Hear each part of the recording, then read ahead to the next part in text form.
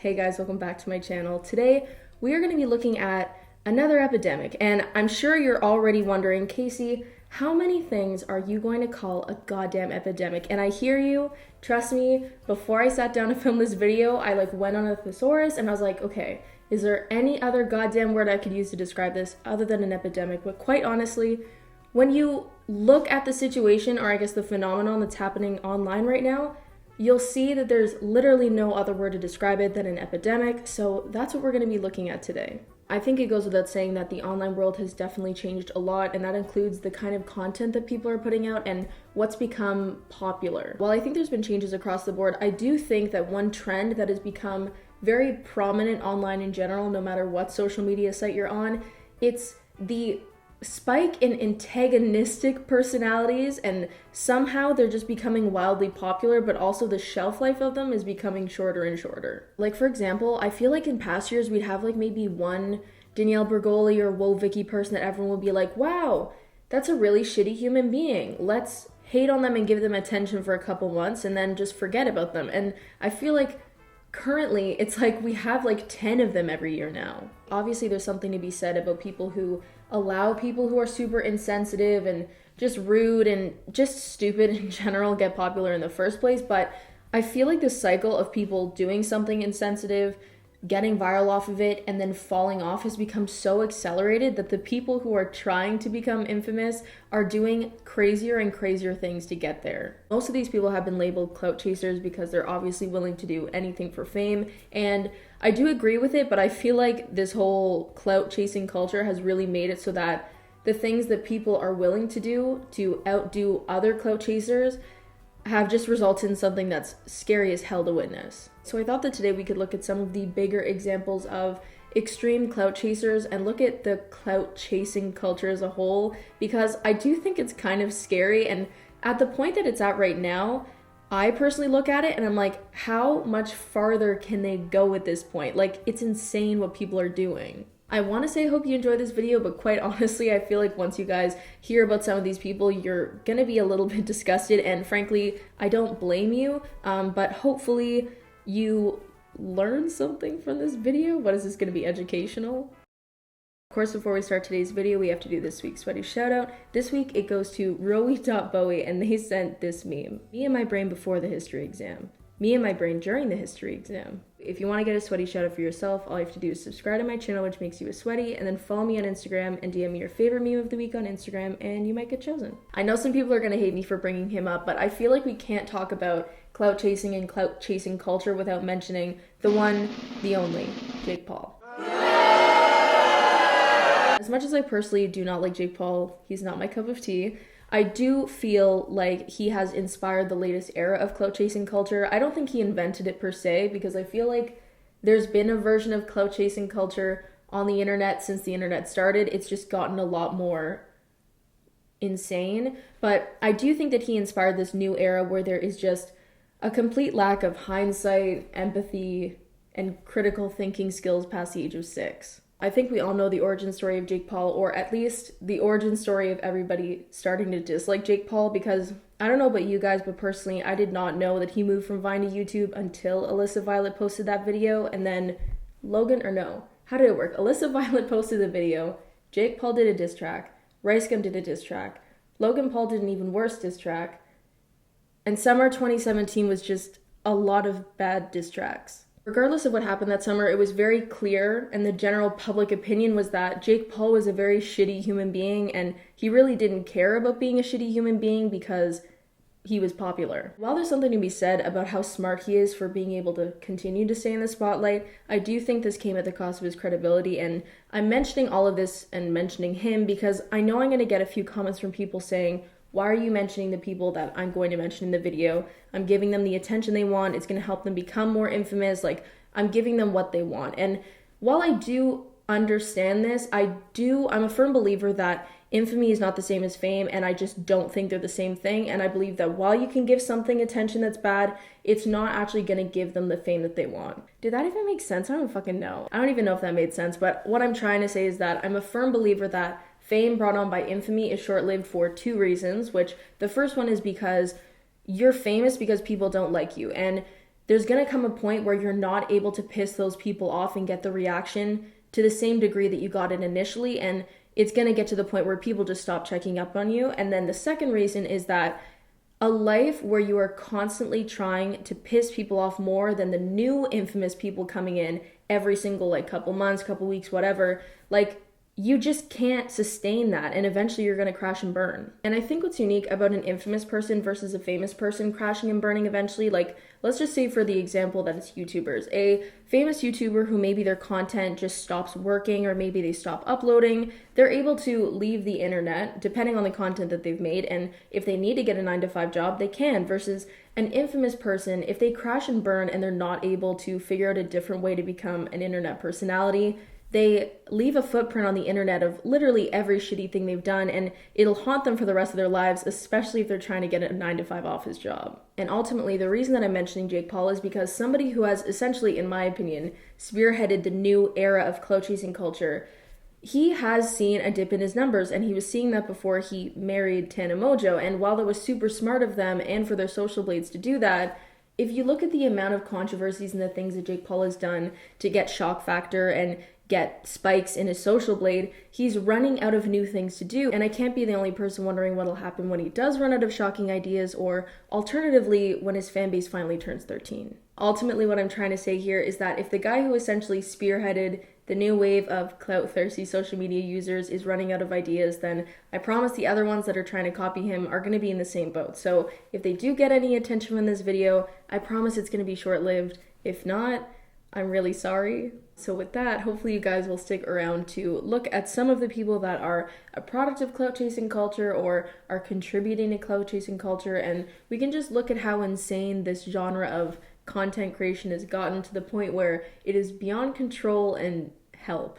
So the first clout chasers we're going to be looking at today are named Thomas and Jonathan, and they run a channel called Extreme Gamers. It's kind of insane to think that these guys are on this list because they essentially faked that they were dying to get more subscribers and support from people on YouTube, and yet this is one of the more tamer stories I'm going to be talking about today. Just to give a bit of a backstory on the kind of content that they were making, essentially they were one of those channels where their content was changing constantly to whatever was the most popular, and they always kind of tried to pad all of their videos with a ton of giveaways to get people to essentially buy into subscribing to their channel, because if they subscribed, then maybe they would win a gift card or AirPods. Surprisingly, this system did work for quite a while, but it did eventually hit a slump, and instead of changing up their content or starting a new channel if they felt, I guess, weighed down by the fact that their views were so low, they decided to go a more unconventional route, to say the least, and post a video saying that they couldn't upload on YouTube anymore because they were dying. I kid you not, the title of the video, which has since been taken down, was "We're quitting YouTube because we're dying." Not clickbait. And not to give you guys a spoiler or anything, but it was clickbait.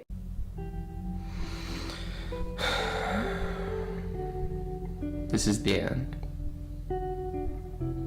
Can I just say that I do not trust anyone who's trying to talk about something serious, but also goes through the process of finding a sad copyright-free song to play in the background of what they want people to take seriously. We're quitting YouTube. This isn't clickbait. But it is, though. It is. It's not a joke either. We're actually quitting YouTube. Oh, I see what he did there. He said, guys, this isn't clickbait. We're actually quitting YouTube. But he didn't say the part where he says, because we're dying. It's so sad. It really is. Because we've worked so hard at putting this all together. Their accents are making me think about that TikTok guy who's always like, Chlor! And this could be the last video that we ever make. Last video, eh?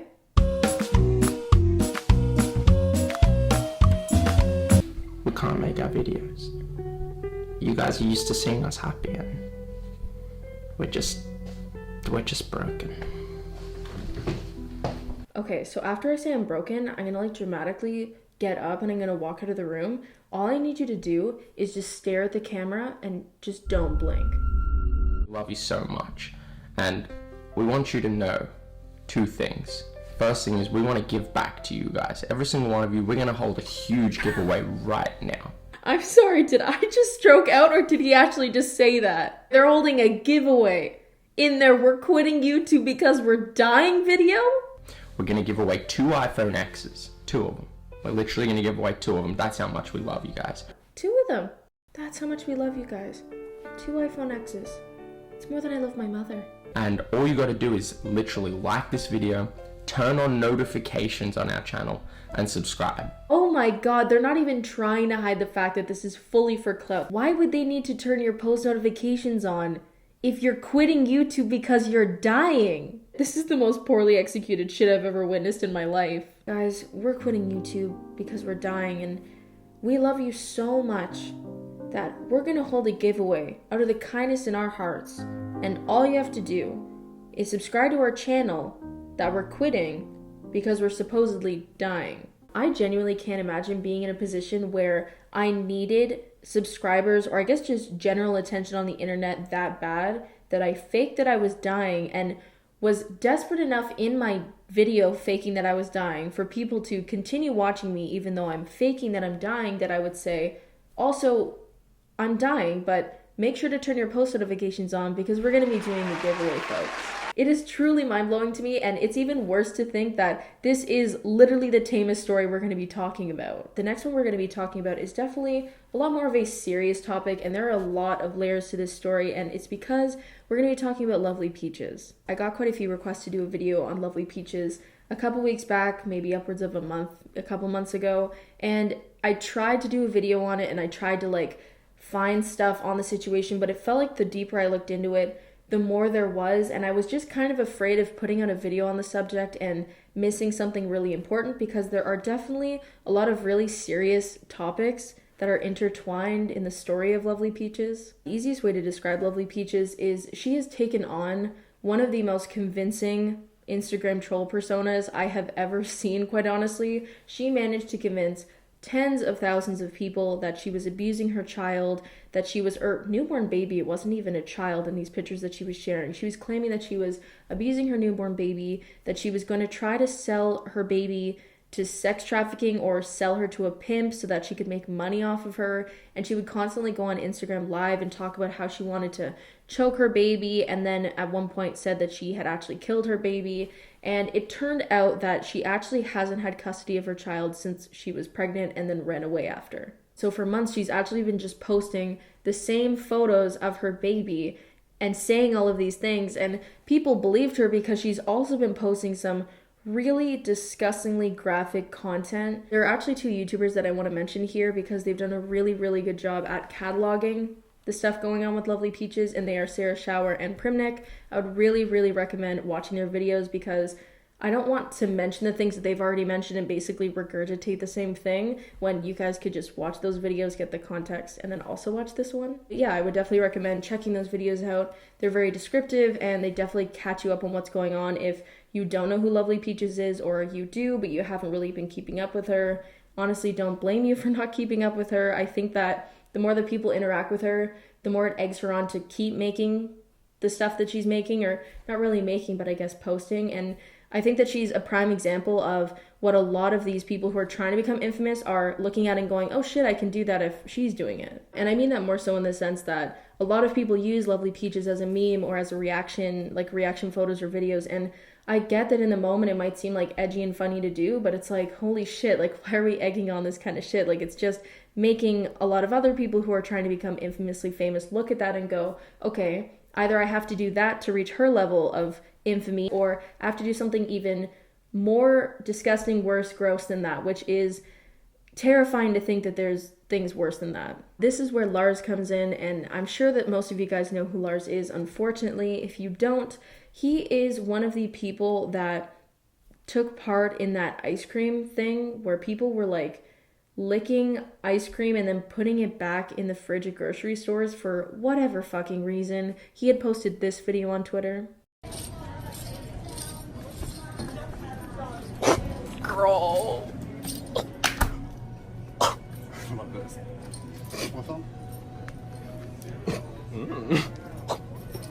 Bitch, put that shit back. Let's go. So after that video did get traction, he decided to really lean in on the whole like villain persona, and he has pretty much just become one of the most annoying trolls on the internet.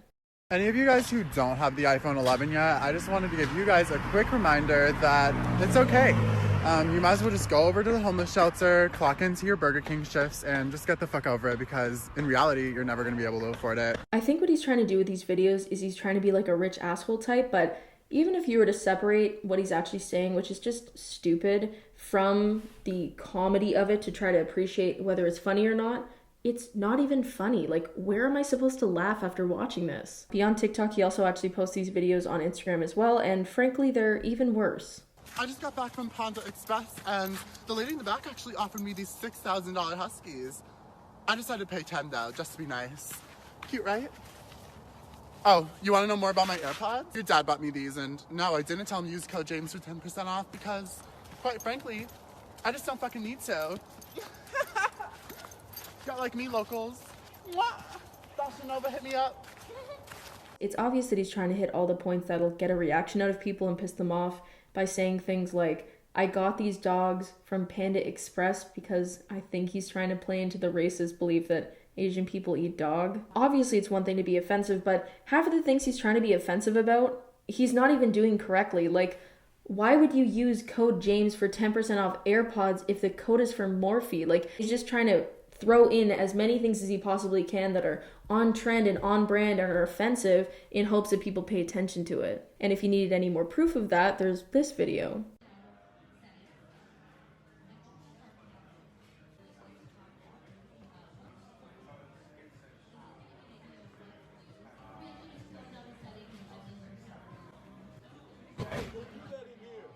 Can you imagine how annoying it would be if you worked here and you had just spent all morning teaching the elderly how to take a screenshot on their iPhone and this kid walks in? Like, what's the point of this? Am I supposed to laugh because you're dancing, or because you're bothering everybody around you, or because you fell on purpose? He also posts videos like these, which honestly, I'm not sure if he's still trying to play into the asshole, has a bad sense of humor kind of persona, or if he genuinely thinks that this is a funny video or not, but I'll let you be the judge of that.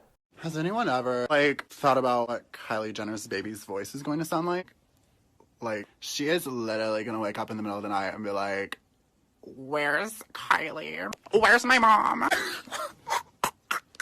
Mom, I need my breast milk. I need it. Push me in my stroller, or else I'm gonna tell everyone that your Asian bodyguard is my dad. It's just weird. And obviously, because he's posting content like this, Dr. Phil picked him up for a segment, which honestly, at this rate, I'm convinced that Dr. Phil is just a factory that is just pumping out social media clout chaser star people that are willing to do anything for their 5 minutes of fame. We did this because we want our faces out there. We wanted attention. There was literally no other reason besides us literally just wanting to be famous. I mean, at least he's aware of it. The police actually showed up at my job, but luckily I made sure to keep the receipt in my wallet because I'm smart like that. Yeah. Very smart. Ever since we made our mark on the influencer community, we realized that it was the place for us, and we don't ever want to leave. We're definitely not going to stop here. If anything, we're just going to get more and more followers. So did Dr. Phil give them the script, or did they write it themselves? We definitely don't want to stop here. We want more and more followers. Well, I mean, after going massively viral and having thousands of celebrities tweet about you and talk about you for weeks straight, I mean, it's pretty easy for brands to reach out and pay you. Okay. It's like, literally, if you talk about me, you can go viral for a day. Because that's how relevant I am. Like, this genuinely sounds like something you would have seen in a clip of Black Mirror. There was also this clip, too. You say you want to inspire LGBTQ kids, right? Yeah. And you want to inspire them how? Well, basically, I want to build the platform first, and I'll kind of do anything it takes to get there, but I just want to show people that there is someone out there like them, and you can kind of be crazy and still be LGBTQ and a good person. Thank you everybody for coming. I'm here to tell you guys all today that you can be a good person, and you can be crazy, and you can be LGBTQ+. Through me.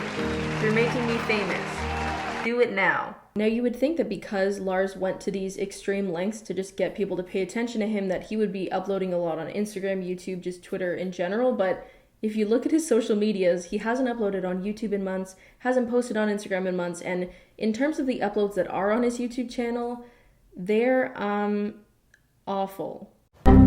Hey guys, and welcome to my crib. Don't mind the hot Cheeto dust on my sweatshirt. I'm about to show you guys my house. Come on in.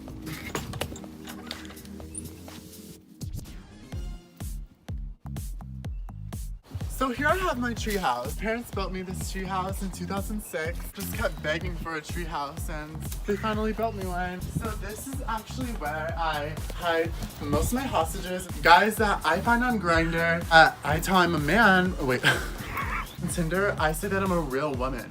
And when we meet up and they figure out that I actually have a black cock, I hold them for a hot, and this is where they are. The weird thing about this video is that he calls it a Tana Mongeau house tour, and at the beginning it looks like he's trying to clown Tana Mongeau, but none of his jokes make sense or really relate to Tana Mongeau. At least I don't think they do. Like, I feel like there's pretty standard jokes that a lot of people make about Tana, and it would be bare minimum if he just regurgitated those jokes, but he's not even doing that.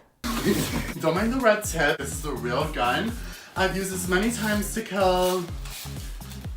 Like, what is the direction of this video? I just can't picture him filming this, editing it, and then looking back and being like, wow, I'm really proud of this video. Because it deadass makes no sense. The plot is everywhere. I don't even want to say the plot because it's a 3-minute long video of nothing. He also has another video that follows this format, and instead of being a Tana Mongeau house tour, it's a $1 million LA apartment tour, but he's just running around IKEA saying edgy things.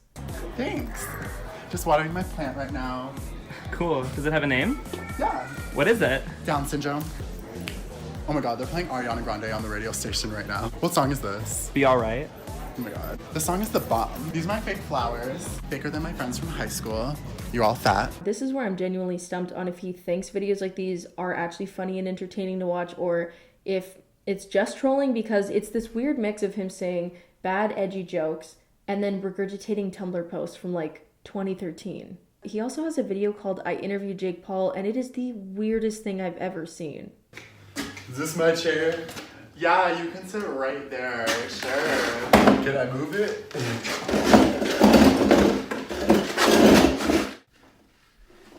What the fuck? I think the saddest thing that has come out of Lars's content, though, is the fact that he's reached the point of desperacy to get that same internet fame that he got when he licked, or did he lick the ice cream or did he put his hand in it? I can't really remember, but he wanted to replicate that fame so bad that he resorted to posting this.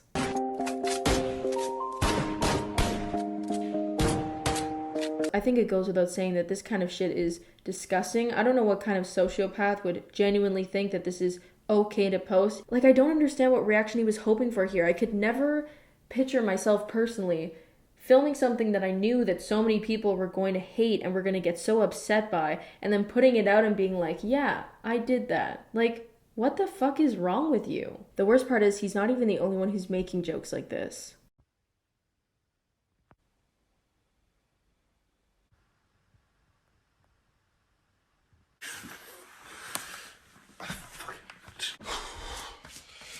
Jeez. Well, that was close.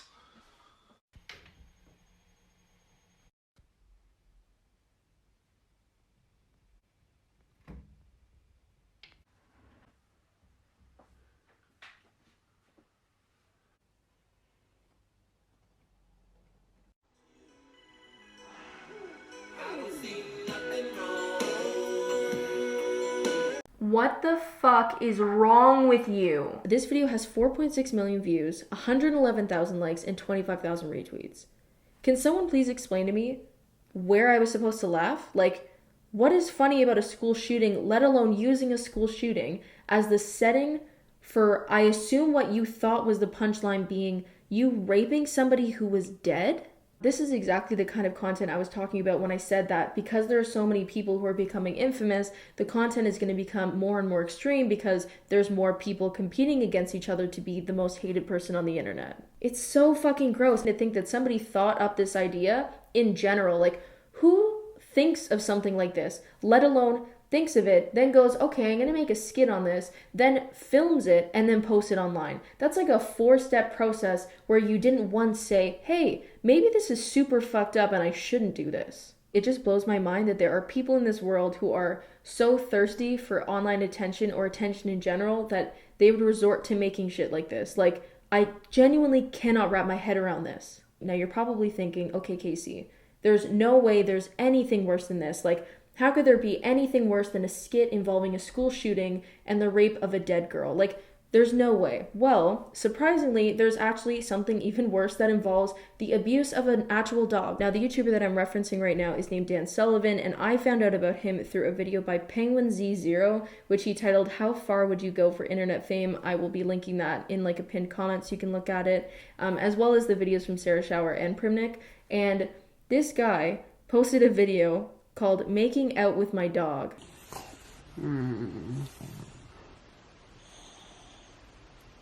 Personally, I don't feel comfortable playing this entire video. The dog is clearly upset as his owner, who's supposed to be the one protecting him and keeping him safe, is abusing him for likes and views and attention on the internet. Like, what the fuck?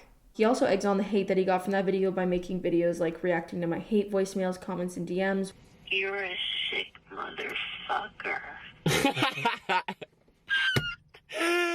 Oh my gosh. Basically, that video is him reading out hate of people being like, "You're a shitty human being," and then he laughs for 30 seconds and pretends like he's not affected by it. Because listen, at the end of the day, while he might try to make people think that he doesn't care about hate and that he doesn't care what people think about that video, the video is no longer on his channel, which means that either YouTube took it down or he took it down himself. And even if it was YouTube that took it down, there has to be a level of shame after the fact. Like, even if he was that hungry for attention, whether it's a week later or a month later, he's gonna feel that shame of like, wow, I really did that.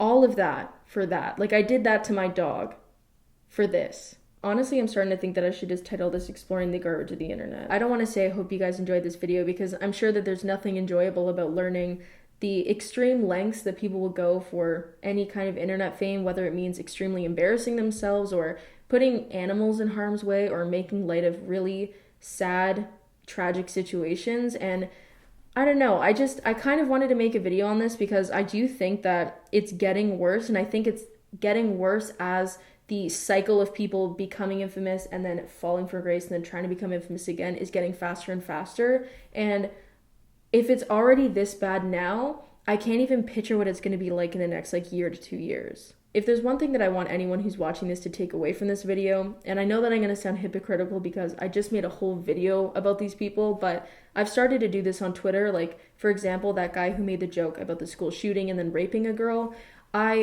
when that initially was starting to circulate, I noticed a lot of people quote tweeting it on my timeline being like, "What the fuck, this is so fucked up." And I was fully gonna follow suit, and then in that moment I realized, I was like, I could quote tweet this and then more people could see this and get angry and it'll get more views, or I can just report this, and hopefully we can get to a stage where when we see stuff like this, we just all report it and don't pay attention to it. Because honestly, it seems like the only way we can stop people from resorting to these extremes to become famous would be they're just not paying attention to them when they do it and not helping them become famous through it. Anyways, if you guys like the video, feel free to give it a like, subscribe to the channel if you want to, and turn the post notifications on if you want to get updated every single time I upload.